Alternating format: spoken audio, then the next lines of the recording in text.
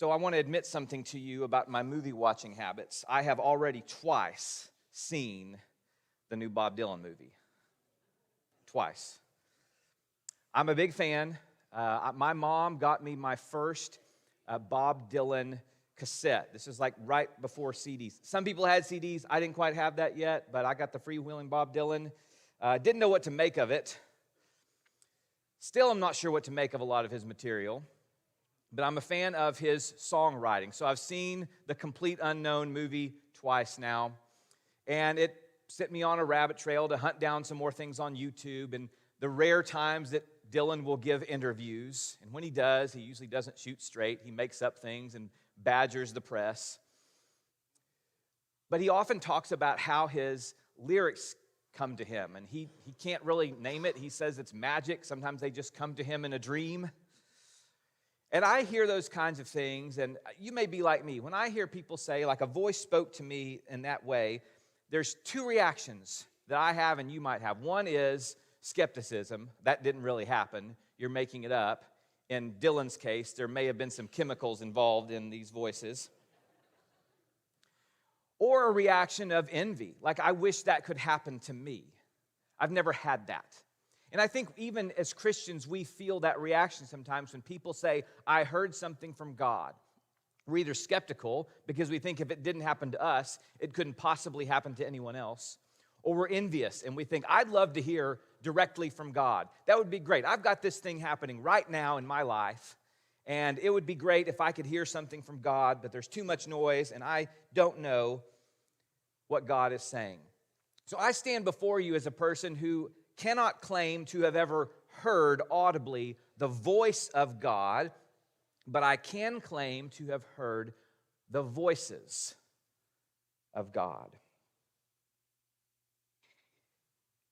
In the year 930, roundabout there, the nation of Israel was on the cusp of a divide.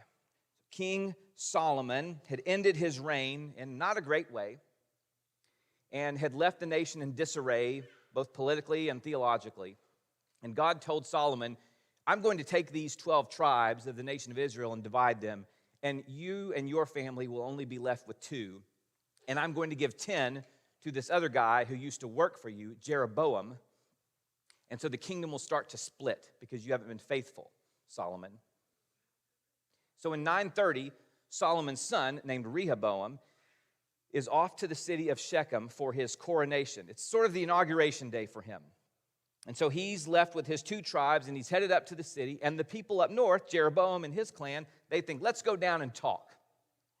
Maybe their motives are to see if they can avoid a division after all. Maybe they have some secret scheme to gain an advantage. Not sure what the exact motives are of this, but they go down and they meet with Rehoboam, and they come with a request. In 1 Kings chapter 12, verse 4, we read their request. This is the people up north, Jeroboam, to Rehoboam, the people in the south. Your father, this is Solomon, put a heavy yoke on us. But now lighten the harsh labor and the heavy yoke he put on us, and we will serve you.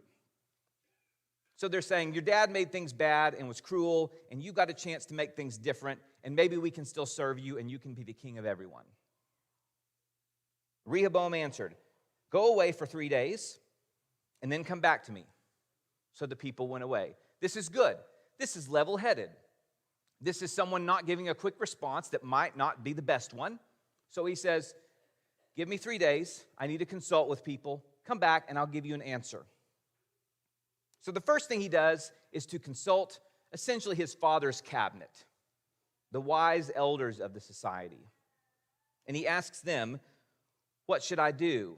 And they say, if today you will be a servant to these people and serve them and give them a favorable answer, they will always be your servants. Essentially saying, show some diplomacy. And if you can come at this with some humility, in the end, it'll be to your advantage. So just go out there and play nice. And maybe you'll have 12 tribes under you instead of 2. But Rehoboam rejected the advice the elders gave him and consulted the young men who had grown up with him and were serving him. So the sages say, make peace, humble yourself a little bit, play the long game. Rehoboam rejects this and talks to his buddies. You know, the guys who he went to high school with and did all the partying with and put in his cabinet. And this is their advice.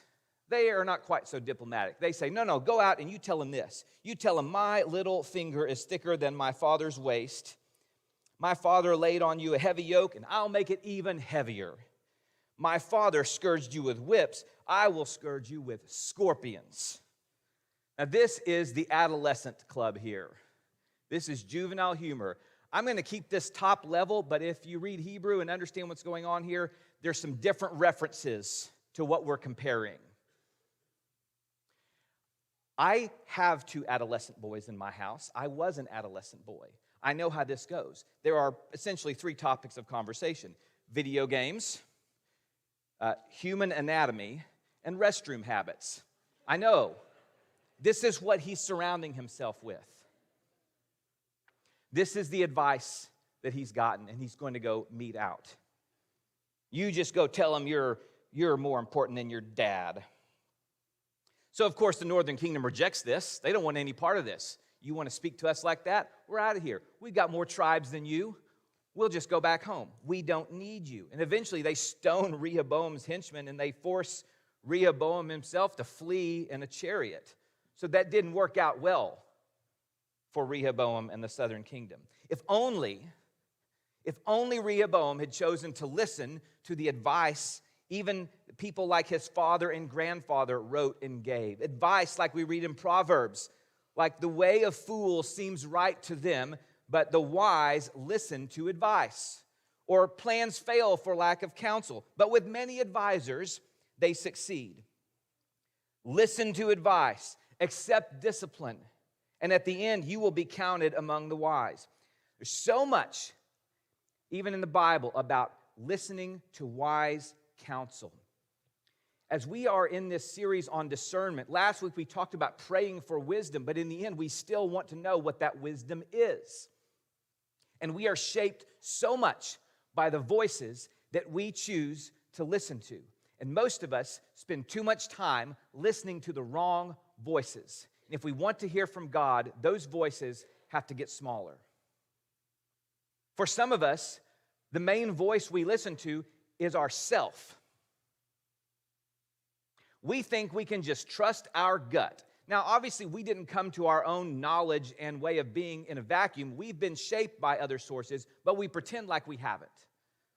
I don't need anyone else. I'm going to be true to my own self. I don't need those experts. I don't need anyone telling me what to do.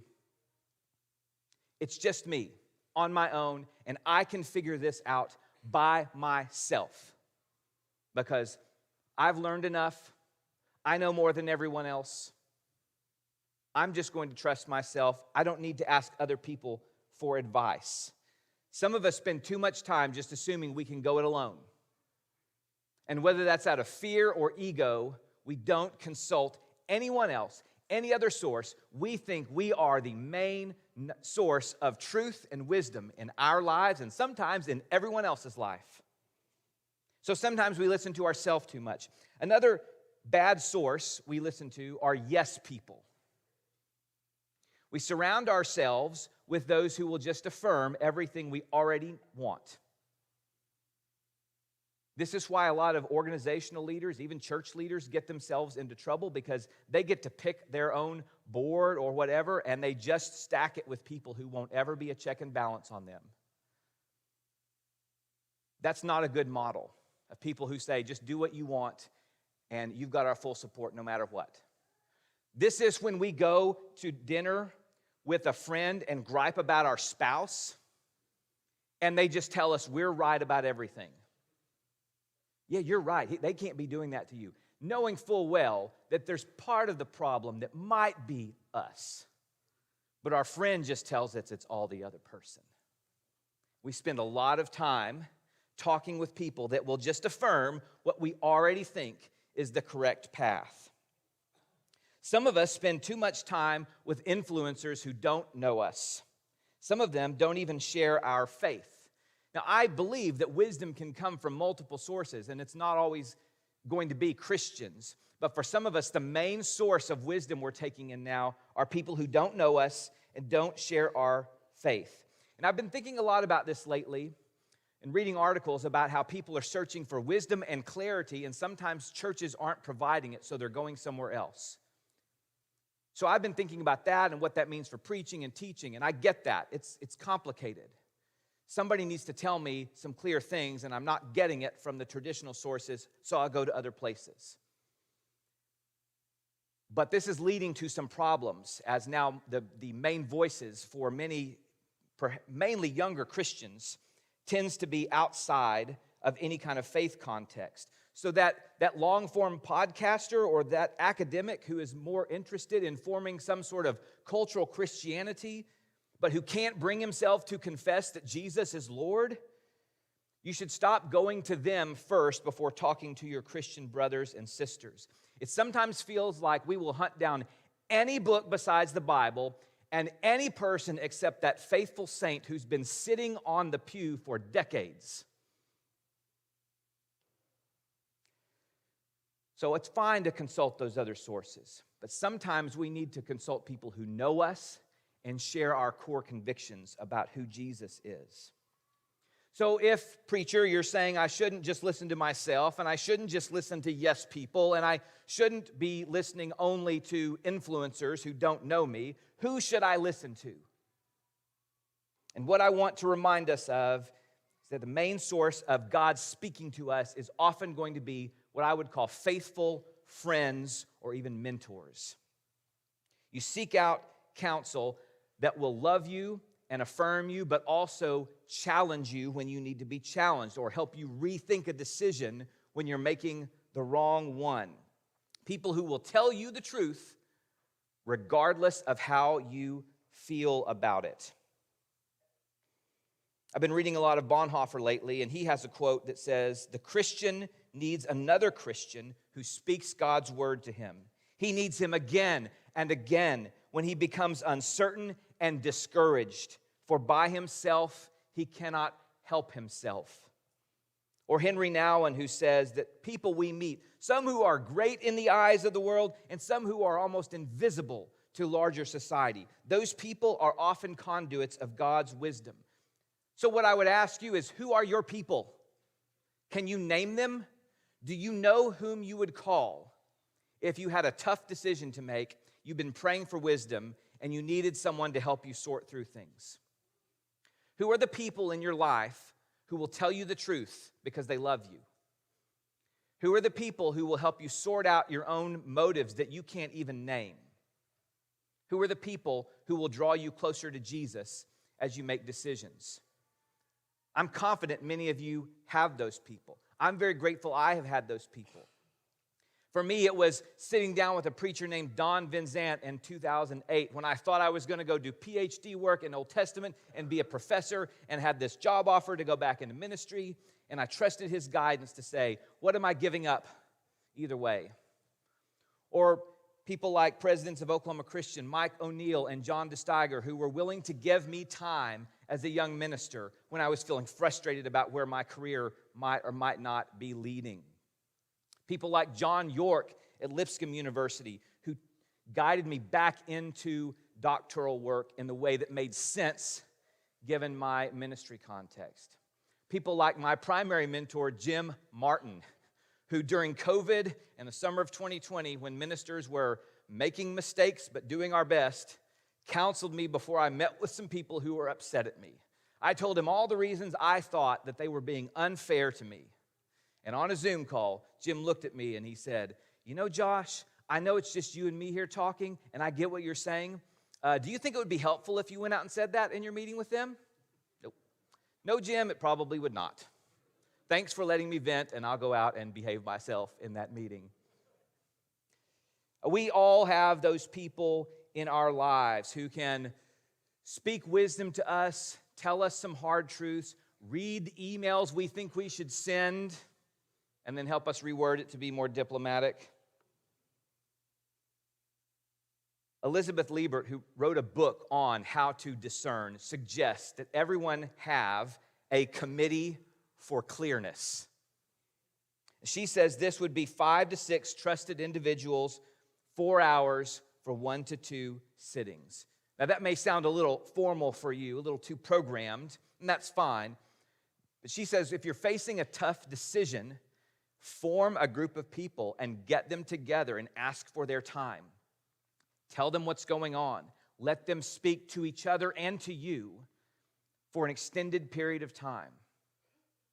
Some of you right now are facing decisions or difficulties where you need something like this. You need people who will invest time and give you their wisdom. There are people in this room who have a lot of wisdom to offer. There are other people that you know who have wisdom to offer. These people, I would propose to you, are the voices of God. And they may not know it. They may not feel like they've gotten a word from the Lord to give you. But there are people who've spoken wisdom to me who didn't feel special, and yet what they spoke was godly wisdom to me. So some of you might be like Bob Dylan, and you might receive messages audibly, and I love that. I'm not going to question you or doubt that. That's not me, though. You may be like the rest of us, longing to hear from God in other ways. And so this is what Christian community is for. This is what we do. We speak on behalf of God to each other. There are people whose life is worth imitating. Seek them out. People who have your best interests at heart, even when they have to tell you a hard truth. There are others in this room who are in a place to dispense wisdom. You may be so humble that you don't think you are. But so many in this room, as I look out over you, you have some wisdom to offer. Maybe it's because you've been successful professionally. Maybe it's because you've been through hard things and can show other people the way. There might be, after today, someone ask you for some time. And I know time is valuable. And I want to tell you that an hour of your time over a cup of coffee might pay off for someone in ways you cannot imagine. And your investment of your valuable time could be a blessing to someone's entire life. And they might look back and name you as a key pivot point in their life. And I am begging you to make time for people who see you as someone who is wise and ask you for your godly counsel. This shared wisdom of the community of believers is not something to take for granted. So we give and receive wisdom, and in this way we can serve as the voice of God. One way Scripture tells us that we share wisdom with each other is when we sing together. Paul tells us in Colossians 3 to let the message of Christ dwell among you richly as you teach and admonish each other with all wisdom through psalms and hymns and songs from the Spirit, singing to God with gratitude in your hearts. So we are teaching each other with wisdom as we sing. And so with that, let's stand and sing with